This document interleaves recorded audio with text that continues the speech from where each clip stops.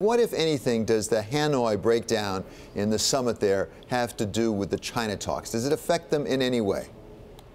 Sure. I think what we saw yesterday or last night, depending upon how you view it, is that one of the president's core beliefs is that leverage will ultimately produce a victory in any negotiation. And with the sanctions on North Korea, he believes that he still has the leverage there, that leverage will only increase over time, and therefore it's unnecessary to cut a deal in North Korea at this moment. Instead, I think what he is going to do and what this White House will do is pivot with gusto to the Chinese trade negotiations.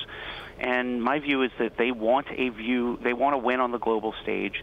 They are near a win on the China negotiations, and the inability to close on a North Korea deal increases the odds of a deal in China. As you listened to Ambassador Lighthizer yesterday, did you get a sense he was saying we're near a win on this? It sounded like there were an awful lot of steps between here and there.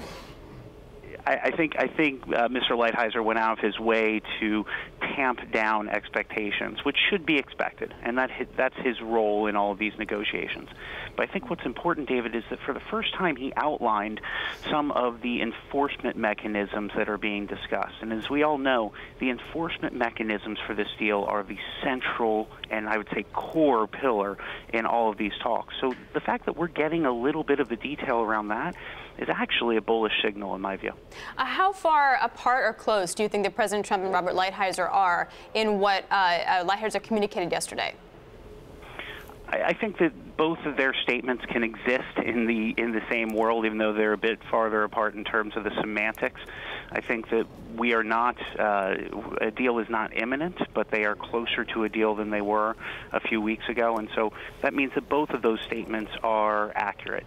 I think that Lighthizer is most likely more in the details and understands that the 150 or so page document that they have still needs more meat on the bone. But ultimately, if we look at the broad trajectory here, I think that there's pressure on both sides of the Pacific for a deal, which is proven out by political uncertainty here at home and economic uncertainty in China. Pressure on both sides of the Pacific, as you say. At the same time, it looks now like President Trump might need a Chinese deal even more, not having one with North Korea. On the other hand, has he sent a message to the Chinese, you know what, I can walk away from the table? Could that actually strengthen his position to some extent? Sure, I think that this is all of these dynamics are interconnected, whether it's North Korea and China or the EU auto tariffs and the Iran nuclear deal. There are strings that tie all of these together. So I think the president showing a strong hand in North Korea is going to send some message to China. But the more important one is, let's not let the work that's been done go to waste. Let's put together a fair and viable enforcement mechanism for the deal and move ahead.